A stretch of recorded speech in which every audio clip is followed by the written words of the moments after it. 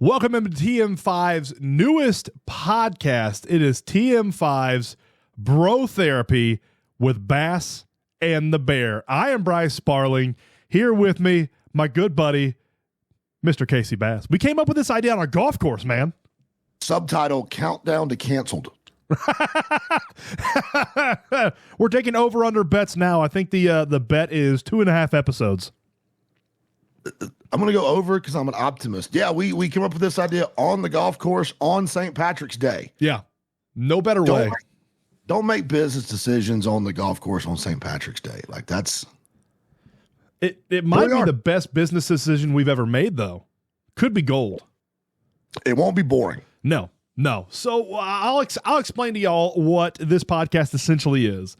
It's going to be me and Casey getting on here, maybe once a week, maybe once a month, maybe twice a month, just sort of however our cadence falls, and just talking about stuff that irritates us. It's bro therapy. We're just going to get on here, and it's going to be a therapy session between two bros about stuff for through our day-to-day, jobs and lives and everything that just sort of annoy us or rub us the wrong way. Some of it's going to be sports. Some of it's not going to be sports. We're going to touch on all different types of subjects because we are very versatile men. So we are going to cover a plethora of categories on this podcast. 5-tool dudes. Absolutely. Yeah, absolutely. Casey, I know you got a list. I got a list. You got a list. I know you got a list. What's your first thing on that list? First off, the notes app. Yes. That's all you do.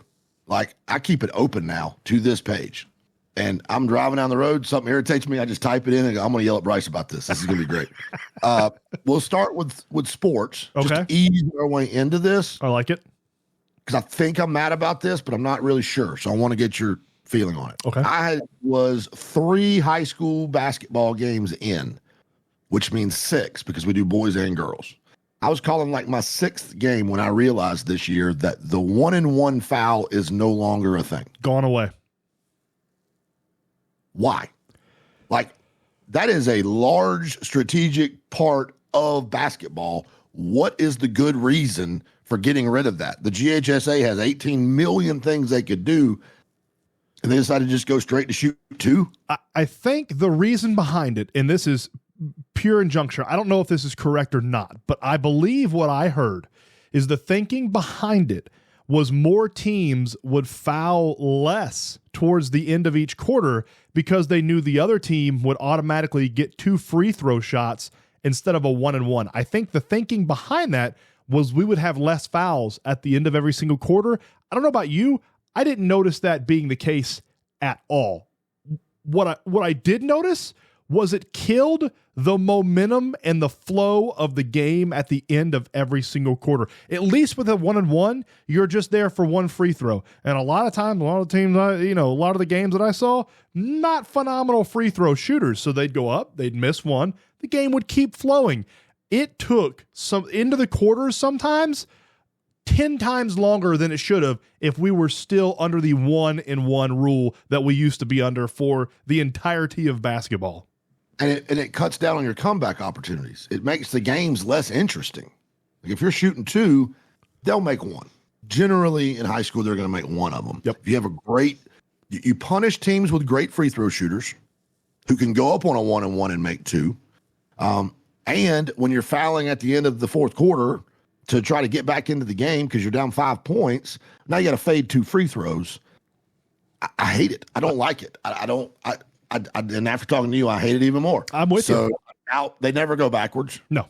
GHSA never backs up. But this is not something anybody's doing anywhere, is it? Like, at what level of basketball is there no 1-and-1? Never seen this. This is brand new for the GHSA. Now I think they do it over in Alabama, but we don't want to get ourselves in a situation where the GHSA, where Georgia is imitating Alabama high school sports at all.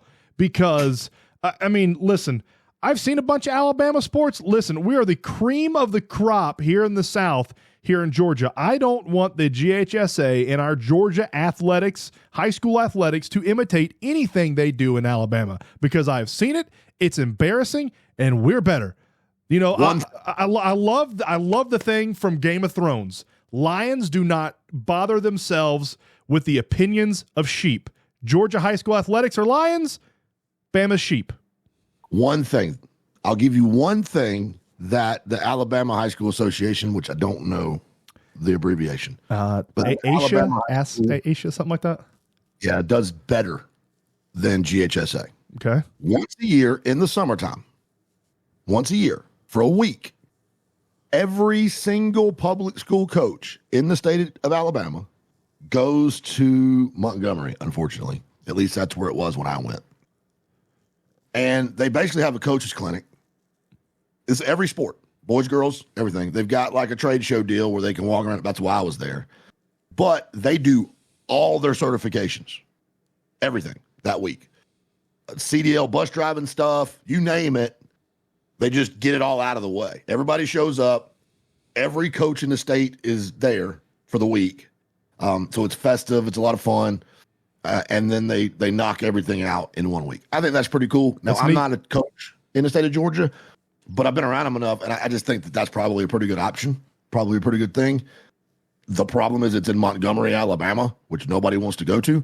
But, it's we'll give them that. But I know this. I've called one game in Alabama in the last 3 years, and I had to go steal box fans from all over the place. I forgot about this little bitty cinder block cell they had me and Clay in September. It was 1,000 degrees. I almost took my pants off. That was the first game ever. That was our first game ever on Hometown Sports Media. That was the game where you had a chain link fence that was damn near in fair ground inside the end zone. It was almost in the end zone of a touchdown. 2 feet from the corner of the end zone was a chain link fence. Jeez. Yeah, and Micah Alba Jr., his first punt return for a touch, or first fake punt for a touchdown was that night. Thank goodness, because Villarica wouldn't have scored no other points. But I was threatening Clay to take my pants off. I was so hot. It was so hot. I was just sweating, trying to get a first game in. Just pouring it. We were on the air. Couldn't figure out if we were on the air. Didn't know what was going on. I just knew that I had, it sounded like an airplane. Oh, because I had every box fan I could find in this little bitty room. Yeah, Uncle Don still remembers that one too, makes fun of us for it. All right, so that's that one-on-one. So what's yours? All right, my sports one, this is what we're going to. You reminded me of another one when we were ranting about that, and then I forgot about it. So I'm going to go with my original one that I brought on here, and it kind of stemmed from this morning. And it's like it going down. Well, I forgot it already. It's a who's it, it's a what's it, it's a fugazi. I'm like Matthew McConaughey over here. But the one that I've had, and I've had this for a while, and it really kind of reared its ugly head this morning, is the thing that really pisses me off about sports, and it's specifically college sports right now, and a little bit of high school because it's dabbling in the NIL stuff. But it's the people that think we're still playing athletics in the 1970s. A college education, very, very valuable. I'm not going to diminish the value of a college education at all on this podcast because it is very, very valuable. Go look at what the college football playoff and ESPN just signed for the deal to have the rights to have the college football playoffs on TV on ESPN through 31-32. It's essentially an 8-year deal.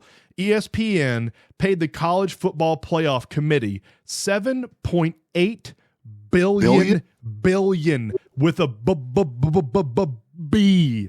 $7.8 billion just to be able to have those games on TV and have the selection committee and stuff on TV. $7.8 billion. And what is that money? From us. From who gets that money? The colleges. So each college, each they broke it down. Each conference gets a piece of the pie. In each conference, it's not equal. SEC gets the most money, deservedly so. I'm a Big Ten guy, but deservedly so. SEC gets the most money. It's weighted? Yes, it is. SEC gets the most. Big Ten then gets the second. I don't remember who was third. Third might be Notre Dame by themselves. I think Notre Dame gets $12 million by themselves, plus plus an extra 6 if they make the college football playoffs, which it's the top 12 now. So Notre Dame would have to be exponentially terrible to not make the top 12 and not make it into the college football playoffs. It's so they like, just decided to just pay Notre Dame for not being in the conference? Yes. Yeah. And everybody's okay with that. For the rights for ESPN to broadcast their college football playoff games. Yeah, but I don't understand why you need. Let's just say, okay, we love that. We love everything. Yes. Here's my one sticking point. All if right. I'm commissioner in the SEC or the Big Ten, screw you, Notre Dame. I'm not giving you any. If you make it, you get the share that you make it into the thing with. But I'm not cutting you a check. I would be down with that. Yes. There's no way that that is the case. Yes. Yeah. Because why? Because Notre Dame's going to opt out if you don't give them $12 million a year with their $1 billion and they're a brand. They're their own brand. Like they can go play FCS. Yeah. I mean, I'm in favor of forcing Notre Dame to join a conference. I am all for that. They're not any good anymore. No. Well, they're good in 25 years. Yeah, they're meh. They're mediocre. I would say they're not. Let me tell you, listen. You're an Ohio State guy. Yes. The people you hate are Michigan people. Mm-hmm. Yeah, they're terrible. I'm a Georgia Southern guy. Okay? Mm-hmm. The people I hate are App State people. Now, all 4 of those schools have one thing in common. Yeah. The only thing we're okay with is winning it all. Yeah, absolutely. Now, that's 2 different levels of football, but we're used to excellence. So when we say Ohio State's not very good, that means they're 11-2. Yeah, that's a terrible season. And that's what I mean with Notre Dame, because we treat Notre Dame like they're Alabama. Yes. They haven't won since Lou Holtz. That's just crazy. That's what they won a national championship since Sylvester the Cat was there. We need Ty Schmidt on here to do the to do the impression. They're irrelevant, except for the fact that they have a ton of fans all over the country and they have an NBC deal and a buttload of money. Why are you paying them money? Now I'm mad. That's stupid. Yeah, I don't disagree. I thought they were going to force Notre Dame to join a conference when this whole college football playoff expansion thing was going down. And the only thing that made sense to me was, you got to come to the Big Ten. You have history with Ohio State. You have history with Michigan. You have history with Penn State. It makes sense that they would join the Big Ten. But like it's, that goes off on a different tangent does anything outside of the Big Ten and the SEC even really matter in college football anymore? No. Sun Belt. What's Irk got to say? He says this is nonsense. Coach Russell says that Notre Dame stinks. I'm glad we have his opinion. It's my favorite thing in the world. I'm glad we have that Irk Russell. There's a jug of Eagle Creek water. There's a jug of beautiful Eagle Creek water. Eagle Creek water. That is amazing. It's one of these Coach Russell's office. That's one of a kind right there, man. It's not one of a kind. Oh, there's 2? 2 of them. It's an actual thing. Really? I bought 2 of them. One for me and one for Rooster. Yeah, I got to give Rooster his grandpa. That's elite right there, man. But elite. So back to my original rant. After we got off into that tangent rant, which as you guys will listen and find out, tangent rants gonna be pretty common here. Hey, can we do this? Yeah. Right. Because episode 1. Let's write down maybe for option. We're not saying this is sure, but we'll talk about it later. Maybe we just have a pile on Notre Dame segment once. I like it. Pile on Notre Dame segment. Yeah, why not? Yeah, I'm all for that. Everybody can agree on that. Yes. Yeah. Yeah. So yeah, $7.8 billion is what they raked in. And you look at all the money that March Madness rakes in as well with the CBS deal and everything. I mean, they have arguably the biggest 4 days in sporting, American calendar, I would probably argue.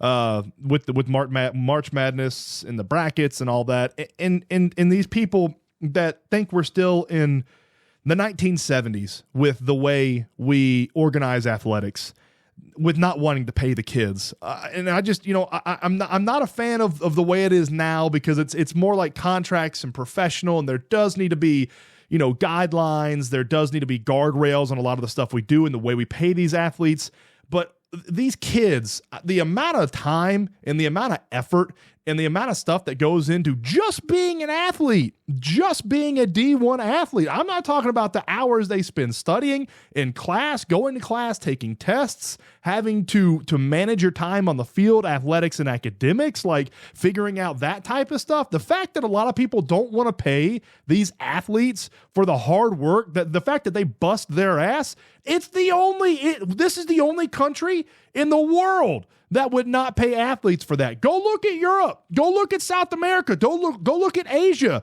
Go look at these kids that are being signed at 11, 12, and 13 years old to play soccer, to play tennis. When they get in the cart, like the Formula One ranks, these kids are getting paid money as preteens. I don't know why we have it in our head as Americans, these people aren't deserving of money from their hard work. That's the most un-American damn thing I've ever heard in my life. You're worth, yes, American. You are worth whatever someone is willing to pay you. That is your worth.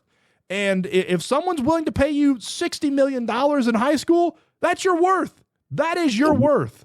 The one thing that America is great at, and by America, I don't mean us, the people who are actually in charge, is convincing everyone, all the poor people, that the other poor people are the reason that there are poor people. The rich people are great. They're ridiculously great at convincing everybody that it's the other poor person's fault, whether it's the immigrant or your neighbor or a college football player. The billionaires convince us to be pissed at the poor people. Every one of these schools we're talking about has $100 million endowments. Every one of these schools we're talking about has 7-figure salaries for football coaches. There's a $8 billion deal, apparently, between ESPN and the college football playoff. These guys are fat and happy and don't do anything. Nope. They do so little, in fact, that they got tired of the noise and they were getting the United States Congress was coming after them about slave labor and antitrust violations. And so they just went, okay, NIL, yeet. Here it is. No plan. No. What are you getting paid for? If you didn't have a plan for this, if you had a plan and it didn't work, I'd be a little bit better than there was just nothing. Just go. Wild, wild west. In 3 years, here's a transfer portal and here's NIL. Y'all have fun. No guidelines, no instructions, nothing. But they convince people to be upset that a 19-year-old kid who is running face first as fast as he can into another 19-year-old kid who's running face first into him as fast as he can doesn't deserve a check because they're getting a quality education, which if they just maintain a 3.0 in this state, they can do that anyway for free.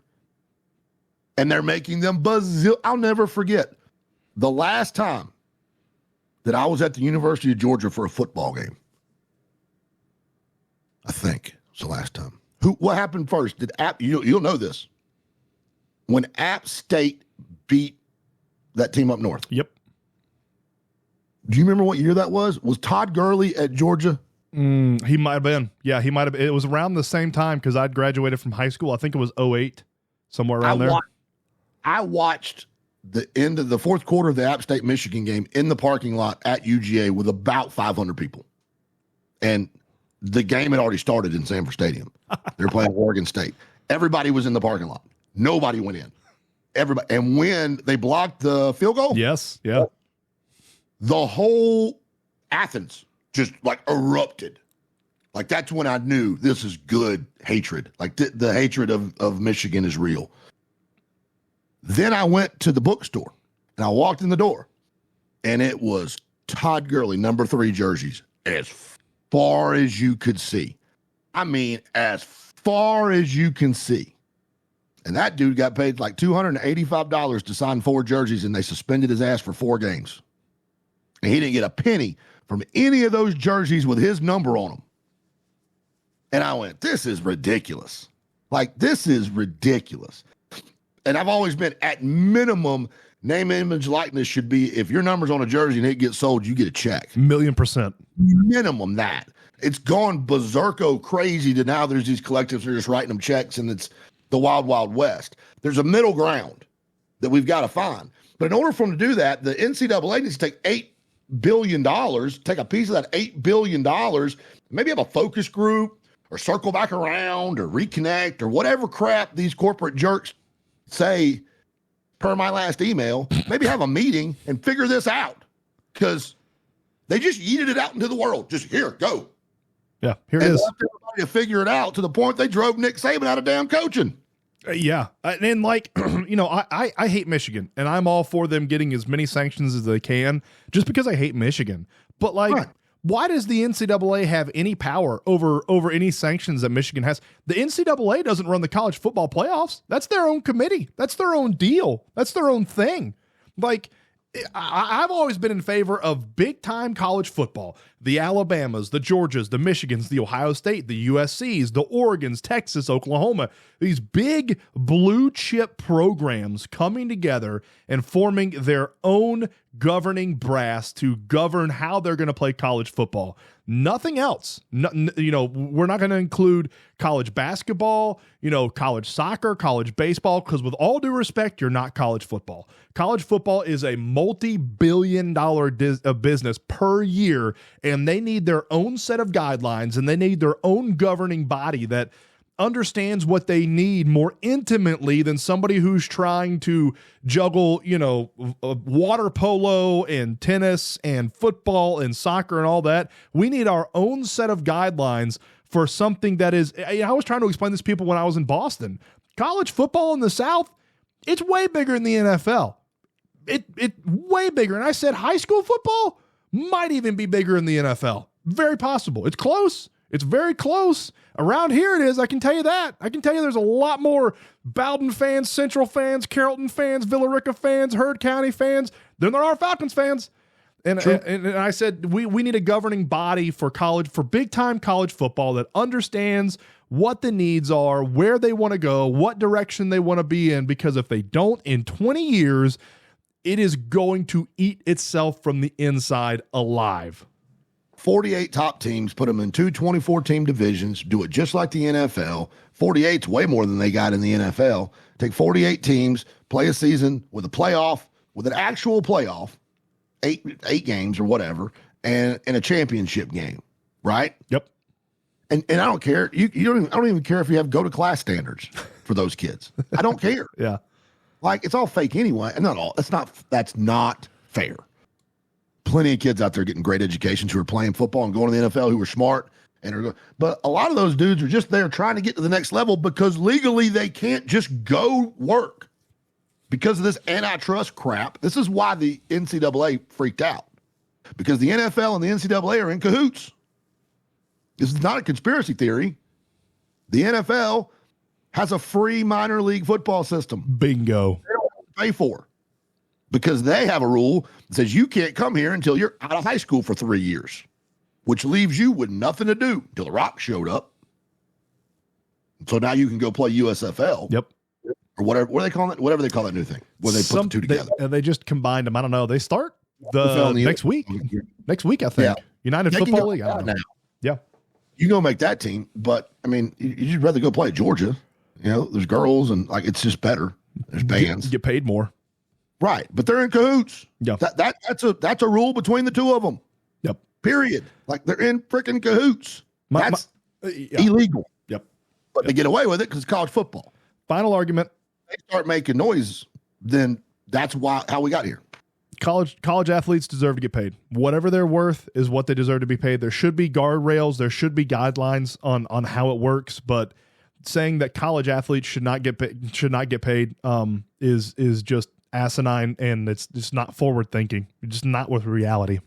Offensive linemen should get 10% of the skill players' money. I like that. It's exactly what should happen, right? Let's do that. We'll make it even, because the O linemen are out there busting their butt. D linemen too. They're not going to get broke off like the quarterback is. No, but if it ain't for them, the quarterback gets broke off. Yep. Good quarterback always takes care of his offensive lineman too. You see that all the time in the NFL, which is I love to see it. Unless it's legal, he can't give them money. Yeah. I wonder if they can accept a gift.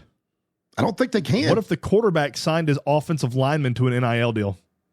Well, what the quarterback should do when he gets signed to the NIL deal, he should say, "What are you going to give me? $100,000? Okay, give me 90 and sign my offensive line and give them 10 total between them." That'd be awesome. Right? That'd be cool. It should be every single. But I mean, Yeah. Some people do that. Yeah. All right, here's bugging me. All right, next one. What kind of mayonnaise do you eat? I eat Duke's. Okay. Yes. We can have this conversation. Yep. Duke's mayonnaise. It's the best. We can have this conversation. This is kind of like Ohio State, Michigan, and App State and Georgia Southern. While we hate each other, we do respect it. Right. Of course. Right. We respect each other because they're Absolutely. great. Yeah. I'm a blue plate guy. My family's a blue plate family. You're a Dukes guy. Your family's a Dukes family. We both respect that. Neither one of us respect Hellman's. Right. No. That's garbage. Those are the two. Is there anything I can do to get you to eat another mayonnaise? To buy another mayonnaise to put in your home? I've tried them before. I've eaten other mayonnaise, just not just something about the thickness, the flavor, something about Duke's. It's just home. It's just home to me. You're covered. There's nothing you can do to make me not have blue plate. When I go to Edisto, South Carolina every year to the beach for vacation, we get the Duke's mayonnaise little one because that's what they sell there, and that's a substitute. Mm-hmm. But as far as bringing it home, it's blue plate. And you know why? Because my parents bought blue plate. Yep. And their parents bought blue plate. And one of these days, my daughter will buy blue plate because that's what we were raised on, right? We're not changing. There's no market for marketing for Duke's and for blue plate. But both of them spend tons of money on advertising. And I don't understand why. I get the Duke's mayonnaise bowl. That's football. That's fun. Okay? It's gross when they dump mayonnaise on somebody. But that's football, whatever. You need to give some money away to some charity. That's fine. That brings me to my point. Blue Plate changed their label. Blue Plate changed the label on the mayonnaise. I was not aware of this. Not just a little bit. Like changed it. Like I stood there for 10 minutes when the change happened looking for my mayonnaise in the grocery store. Wow. Couldn't find it. They changed it. It's awful. Hold on. I'll get it. Stand by. Whoa. That's a Blue Plate label. Right there.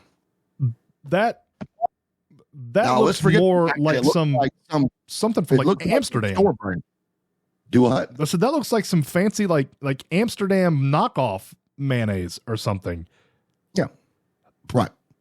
Okay. So that means that Blue Plate or whoever their parent company is spent money to design this label.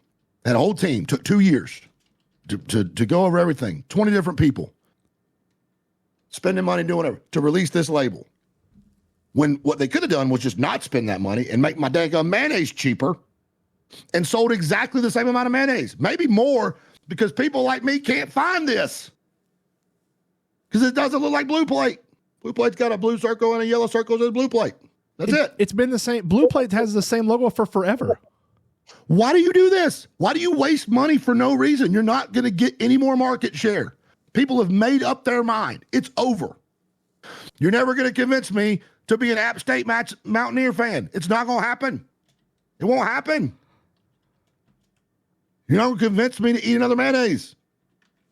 But you're wasting the money that I buy on this mayonnaise on stupid. It pisses me off. It's so stupid. This is so stupid, Bryce. I would have never, ever, if I didn't read Blue Plate on that mayonnaise right there, if I saw it in the grocery store like you, and I'm not a Blue Plate connoisseur, there is no way I'd have picked that up and be like, oh yeah, I'd have been like, what is this new blue paint? Blue French? Don't try to fancy it up, dirt. Right. Yeah. That brings me to another thing about marketing. Okay. Why does Coca-Cola do any marketing? Guys. Who the hell doesn't know Coca-Cola? Because they make so much money, they're going to pay taxes on it unless they get rid of it. That's the only thing I can think of. You might as well put it out. I mean, a lot of advertising, and you and I know that, like Southwire. Yeah. We'll use Southwire for an example. It's a good example. We're not making fun of Southwire. Southwire in our area, Southwire is the largest manufacturer of wire in the world. Just that sentence blows my mind. And they're in Carrollton, Georgia. They have no reason to advertise. There's nothing to buy. Nope.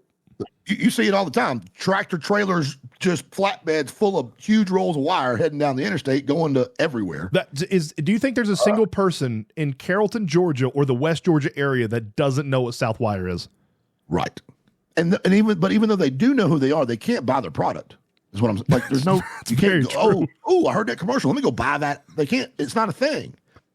But Southwire drops a ton of money in advertising into West Georgia, right? Because you've got, and most of it is around high school sports, Toys for Tots. They do those toy drives, electronics recycling, stuff like that, right?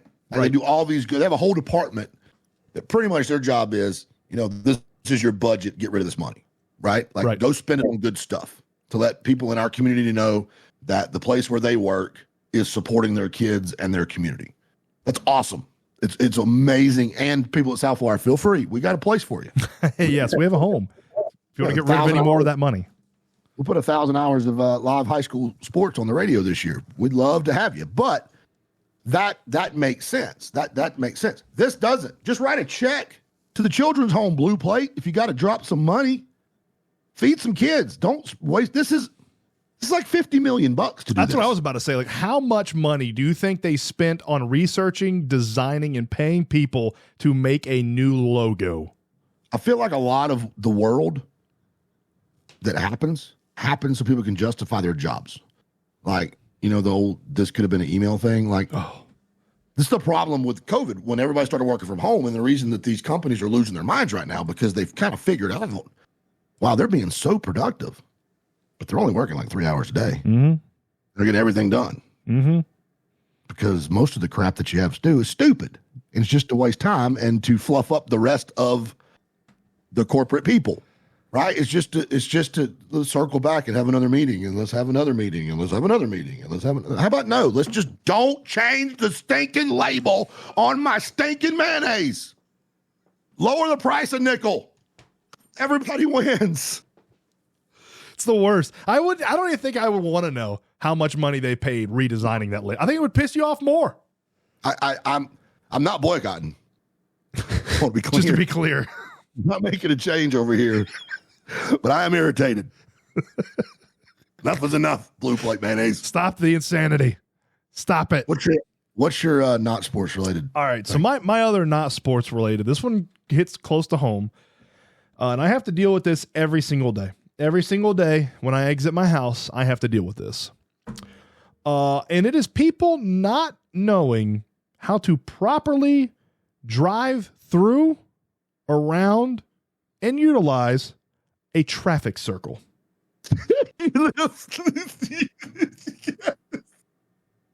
It's new, buddy. They just put it in. Oh my Christ almighty. It makes me want to pull people's teeth out. In fact, these words came out of my mouth. The other day we were driving. We were going to practice, having a wonderful afternoon, driving to practice. It's gorgeous outside. I have the windows down. Jimmy Buffett's playing on the radio. My kids are la la la la la la in the background, whatever. Great day.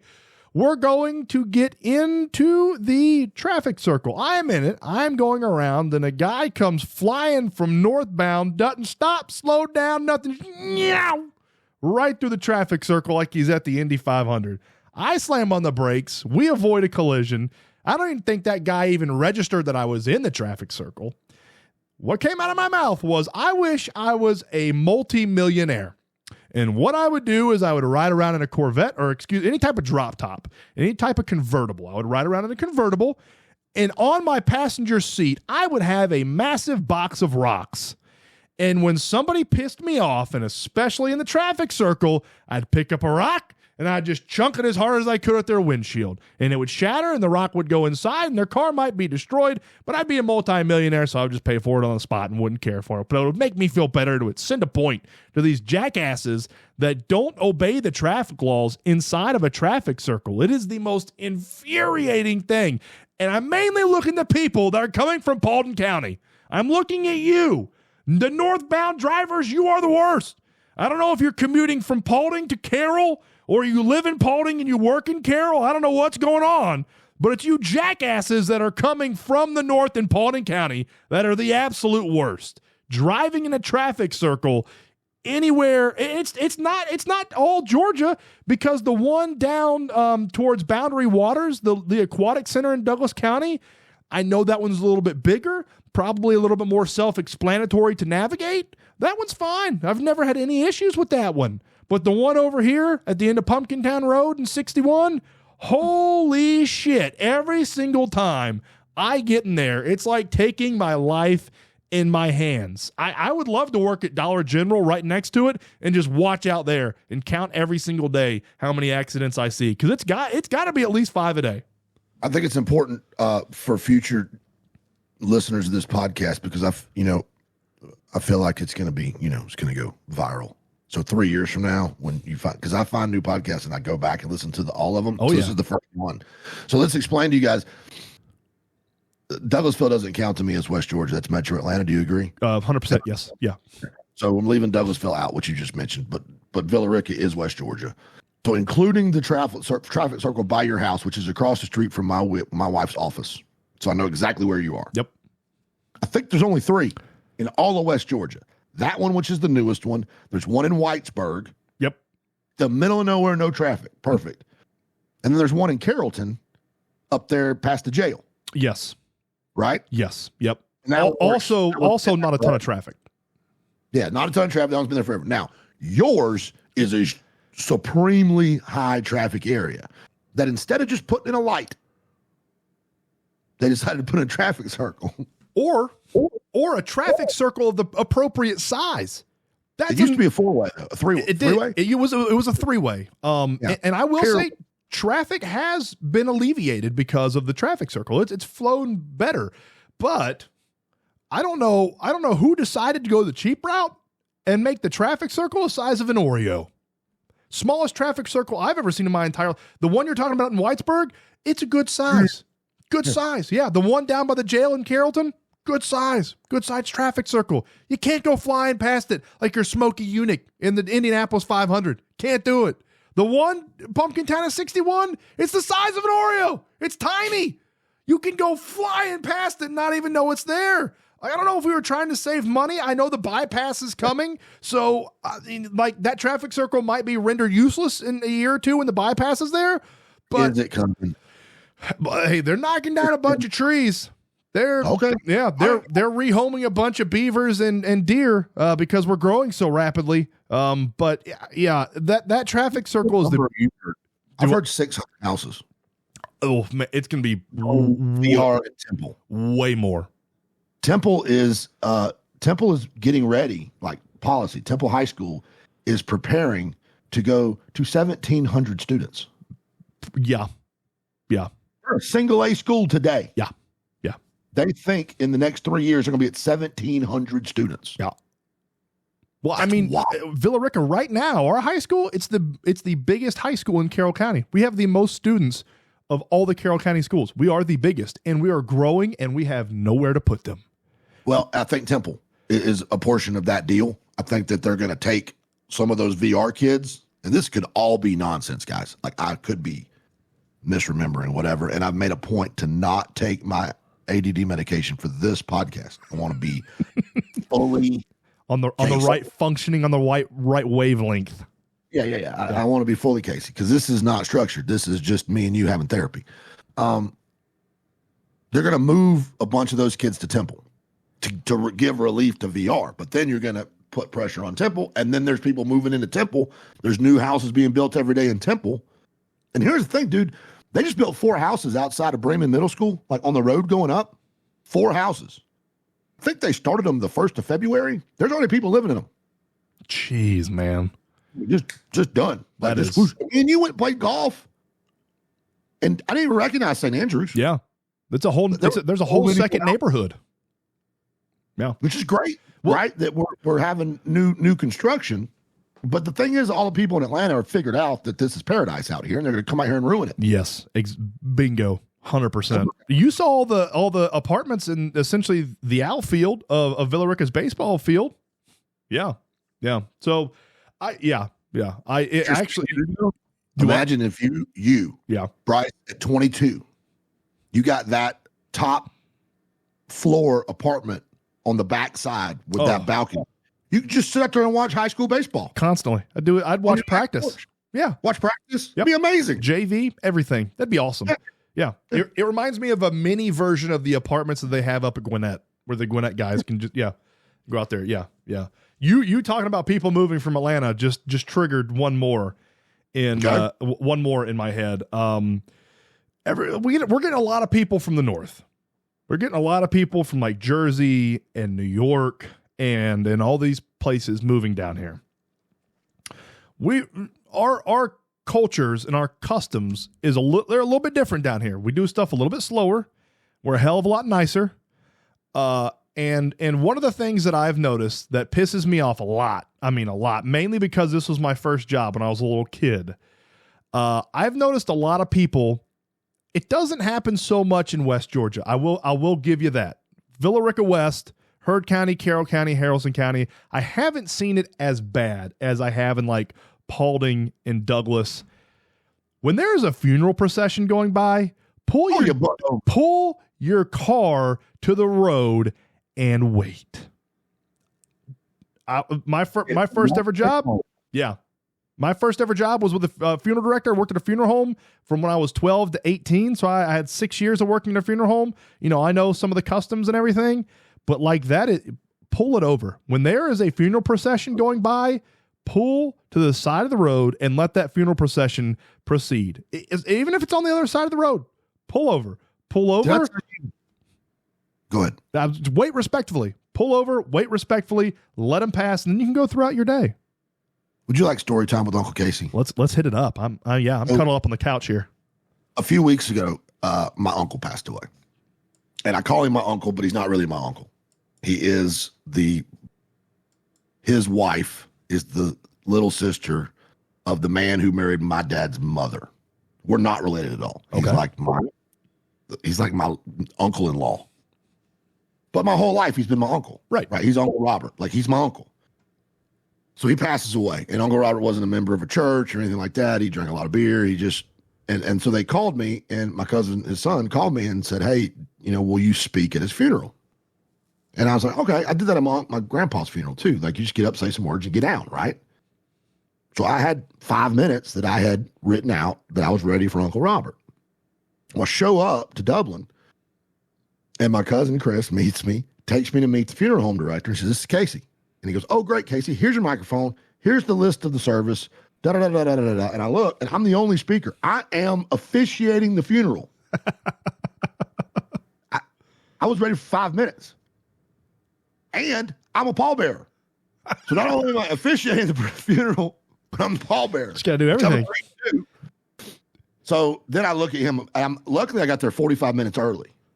So I looked at the director, panicked, and said, "Do you have a quiet room where I can go and figure out a message? I can't do 5 minutes for his whole funeral," right? And he did. So we get through the funeral, right? And then I'm a pallbearer, so we put him in the thing, and then they said, "Go to your car and then follow us to the deal." So we all drive to the funeral, to the cemetery. Yeah. Well, as we're driving around the cemetery we're in the cemetery, but we're driving around to get to the lot, I can see where we're going, and I realize there's a tent set up with a bunch of chairs. And it occurs to me, oh my God, I have to do this again. You got to do the graveside service. So I get there. I'm the pallbearer. We get him out of the hearse, right? Yeah. Put him on the elevator, whatever the thing is, to lower him down. Set him there. And then I step out of the tent with the rest of the guys, and I'm standing there and just hoping they've got something else figured out. I ain't asking. Funeral director comes moseying on up to me. "All right, Casey, have at it." Go for it again. I just stepped in the tent and I said, "Whew, it's been a long day, been emotional. We sure do love y'all. Let's pray." Hey, sweet and simple. Yeah, it was sweet and simple. And I'm not complaining. It's the most Uncle Robert thing ever. He was in heaven laughing his big old belly off at me. But yeah, I ended up officiating a funeral at the last minute. I have no idea. No clue. Did you have to sing Amazing Grace too in front of everybody? No, they kept playing music, which worked out good. I didn't have to sing. Good. That's good. That was good. All right, I want to end on a happy note. Okay. I think we should do a thing that made us laugh. I like that. Right? To part of therapy, right? Yeah, I like that. Wanting to buy protein. The thing that has brought me the most joy this week is the new Allstate Mayhem commercial. there's a bird in the attic. It's the funniest thing I've ever seen. I laugh every time. And then Larry Bird falls through Larry Bird's got a bird in the attic. I love the Mayhem commercials anyway. They're all good. This may be the best one. It cracks. Have you seen it? Yeah, I saw it last night. Yep. I love it. I love it. I love the new Mayhem Larry Bird's got a bird in the attic commercial. That's my happy thing of the week. I like it. My happy thing of the week is getting to watch my oldest son play baseball, but not just play baseball. He's 11. He'll be 12 in July. Turn into, I don't know, like a young man or a teenager. Like it's the type of conversations you can have with your children. The older they get, it's more, or it's less of you talking to them, and it's more of you talking with them. Just shooting ideas back and forth, like just going, because when they're little, it's, hey, do this. And the older they get, it's, I saw you do this on the field. What was your mindset behind that? What'd you do that for? Oh, it's a good idea. Cool. Yeah, good thinking, man. That's been the fun thing and the enjoyable thing of coaching this year. I've done less of the instructing, which I'm kind of, he's almost 12. He's playing 12U baseball. Trying out for middle school baseball today, actually. And it's just been cool to sort of not necessarily teach him stuff per se, but sort of just tweak and instruct him and everything. So he's how old? He is 11. Lizzie's 12. Yeah. And I agree with you. This has been like the last year. Yeah. A new relationship. Yes. Like it's completely different. Like I'm still her parent, but we just talk. Like we have conversation, and she makes me laugh. So, I think she's the funniest person in the world, and she gets me giggling and she steps on me. But yeah, I'm with you. It's a different, they get insightful. Yes. Like they have their own opinions and their own things that they're interested in. Unfortunately for mine, it is anime, and I hate anime. Ooh.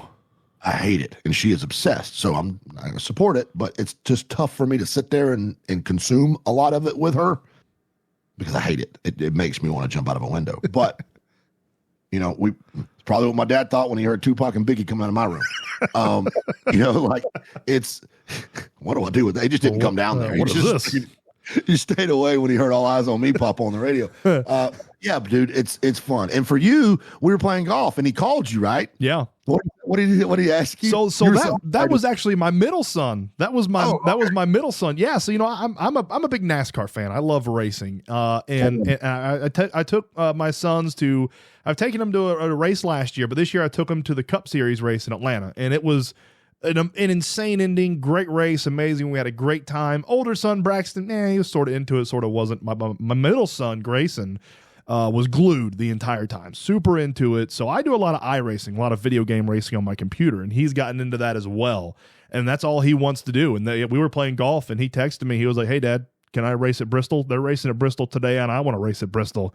And I was like, "Absolutely you can, dude. Yeah, go hop on there and go turn some laps at Bristol, man. Go see if you can beat some people. Go see if you can beat Kyle Larson and Chase Elliott at Bristol." Yeah, it's neat when I've never tried to force my kids into enjoying anything.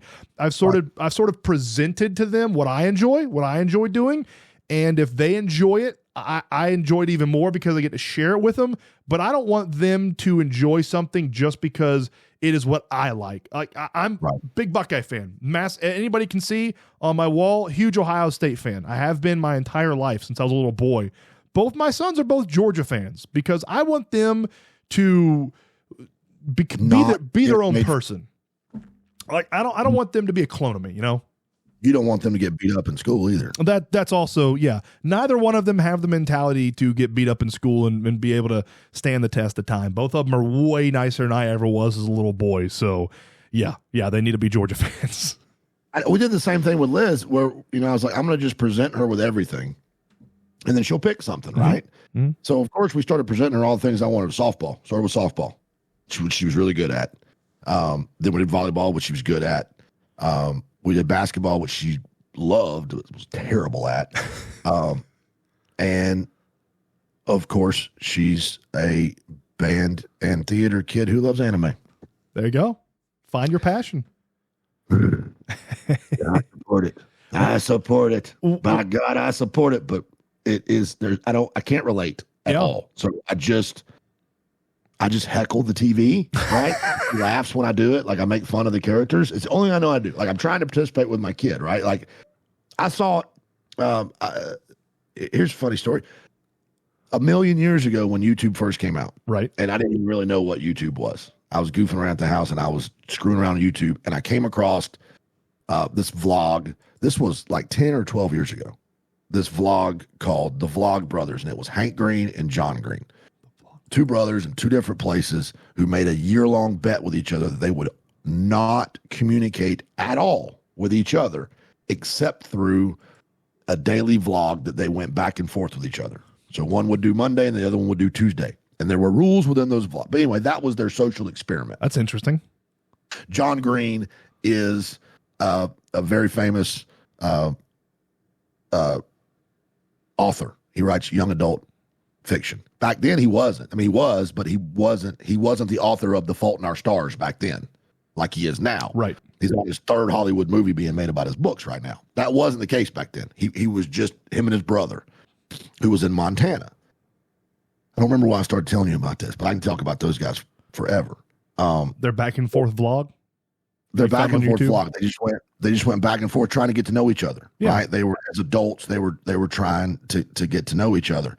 And through that process of them doing that, they actually both became rich and have, 15 different YouTube channels now that raise money and do. There's the history one they do where they just teach history all the time. Cool. And that Hank Green's in charge of. He's a scientist. Hank's a biologist. But I really don't remember what started me down this road of telling this story about Hank and John Green. I didn't take the Adderall, so I'm gone. Anyway, I guess Vlog Brothers. Vlog Brothers, yeah. Their saying was DFTBA. Don't forget to be awesome. That was their kind of thing, and their entire. I remember now. Their entire brand was around nerds. Okay, they consider themselves a nerd fighter. Their thing was, we're going to put together that the only reason you're a nerd is because there's nobody around you with the same interests. Right? That's the definition, yeah. A group of people who have the same interests, well, that's a group of friends. Right. So now you're not a nerd or an outcast. So what they decided to do was try to connect all these nerds after that first year, and they realized that a bunch of people were watching, which they weren't expecting. They said, well, let's do something with this. So they put together this community of what they called nerd fighters. So all these nerds could come together and talk to each other and it made it cool to be a nerd. They were kind of on the forefront of that whole Big Bang. It's cool to be a nerd. Yeah, thing. there used to be a big push. Yeah, they were sort of at the forefront of that one. And they had an episode it was 10 years ago, I'll never forget, where they were together and they were discussing their upbringing, and they got to talking about their dad. And it made a huge impact on me. What they said was that their dad hated everything that they ever did, but threw himself into it 100% and became a fan of, including death metal. Whatever they were into, their dad got into. It's a good dad. He made himself get into it so that they knew he hates this, but here he is talking to us about whatever band or, headbanging, or got the CD in his car so the kids can listen to it. And so I try to do that. And of course my kid picks anime, which just grates my nerves, but I try my best. My wife watches a lot of anime. Really? With my kid, not volunteer. Oh, okay. I will come in. I can do about 10 minutes at a time. Yeah. Ask some questions, cut some jokes, and get out. It's a lot. It's intense. Yeah. I'm hoping that she gets over it. I don't think she's going to. What anime is she into now? Do you know the names? She watches One Piece. Okay. One Piece is awesome. She's like 800 episodes into that. There's a ton of stuff in One Piece. There's a million. Yeah. And then there's a couple of other like niche things that she likes that she doesn't really have anybody to talk to about it. Like she gets frustrated. She's like, I don't have anybody to talk to about this stuff because nobody watches the same stuff I do. And I'm just like, as a parent, you kind of get blown away. Now, our parents didn't think this way. Like my dad was just like, I got you up this morning. Yeah. There's food on the table. I'm done. I'm going to work. You got you. Yeah. You got you the rest of the day, pal. Here we are, screwed up in the head, but we made it, right? Well, there's a statistic I saw that parents around our age, I know there's a little bit of age gap between us, but I think we're still around about the same, roughly generational age, There was a statistic that I saw the other day that said parents and mothers and I don't remember if it was just fathers or parents in general, but they're spending I think it was fathers. We're spending 70% more time with our children than our fathers spent with us. They said each generation, it's proven that fathers have started spending more time with their children than the generation before them. And I was like, that's pretty cool. You know, it might be in a massive, you know, inflation, housing, you know, kind of crisis here. The world may end in 5 years because of whatever, global warming or whatever the next crisis is. But we've done a pretty good job of spending time with our kids. Right. Like we enjoy being with our children. Yeah. And when you go, that's what I love about, especially being around here. I hope it's like this everywhere. But when you go to these ball games and you just, I was at Mount Zion, Hurd County the other night, which is a 45-minute drive for the Hurd County folks, and the stands were full at Hurd County. Like there was 40 people there. That's amazing. That's awesome. A non-region baseball game against Mount Zion. I'm looking around going, this is wild. Then I go to Bremen, Hurd Bremen, the whole stadium's full. Non-region baseball game because their kids are playing. Yeah. They're there. Yep. They're there.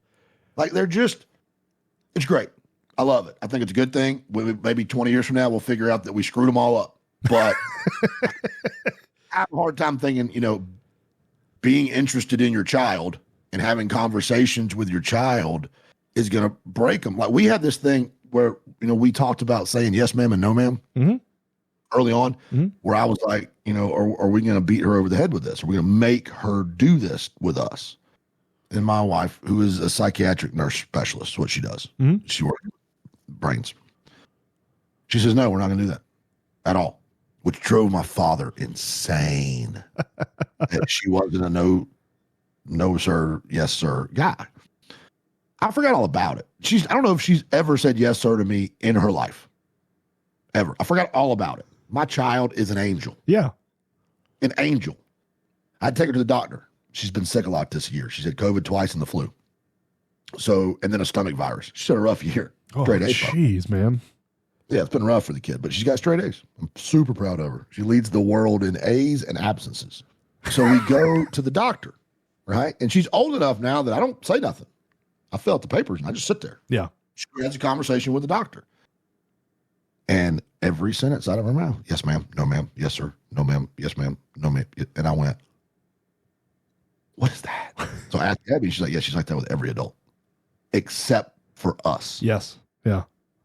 And at no point have I ever felt in 12 years that my child has disrespected me. She's never been disrespectful. But we didn't put any power on those words.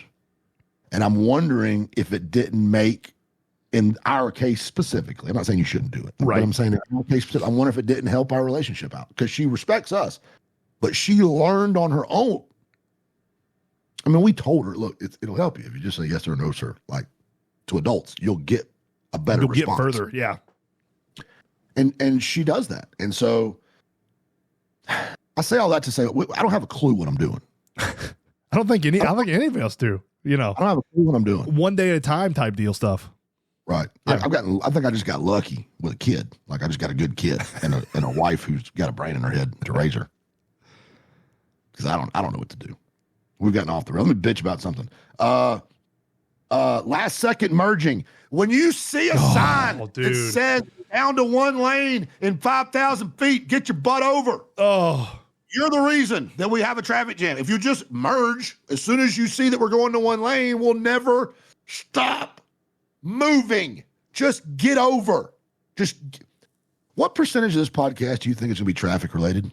Oh, it's good. It has 70%. I think traffic related is going to be more than sports related, honestly, because it's more. Yeah. And when you're talking about that, I'm specifically looking at the people that are traveling southbound on 85 and they have to break off into 185 to go to Columbus. But right before that, a couple miles before that, when you leave Noonan, in between Noonan and when you get off of 85 to go to Columbus, it goes from 3 lanes to 2 lanes. And every single time I know it's going to be there. I've traveled that. I can travel that road with my eyes closed because I've been down to Americus and Albany 1 billion times from up here. I can travel with my eyes closed. I know exactly where that's going to happen. And even if someone knows where it's going to happen, I look at their tag and I'm like, that says Houston County. That says Doherty County. That you know what's going to happen. They wait to the last second to get over. And then there's a whole line of cars and they have to slam on their brakes and he swerves over like he's a moron that's never driven before. It's the worst. It is the absolute worst. And at least there you have room to swerve over and drive like a jackass. You know, sometimes in Atlanta there's nowhere to go. And you're just sitting there backing up traffic. That is the worst. Get your ass over. Get over early. On the next episode of Bro Therapy with Bass and the Bear, we will discuss this is a tease. In the business, Bryce, in the business, we call this a tease. We will discuss the joint HOV lane, south and northbound. Oh, I'm looking forward to that one. It is my world's number. I wasn't bringing it out for this one. I like it. Not for one, because it gets me sideways. That's going to be a long conversation because I heard it when we were going down to Buckner's and going to call that Crawford County game. That's going to be interesting. Yeah, a lot of my friends have heard it. So, yeah, it's not going away. It's the dumbest thing ever. So, yeah, there's tease. I like it. Next episode, we will talk about the joint HOA lane in south of Atlanta. So everybody hates Blue Plate. Irk Russell agrees. And somebody, please, for the love of God, fix the traffic circle. Here's your thumbnail. On Pumpkin Town Road. There's the thumbnail right there. This has been Bro Therapy with Bass and the Bear.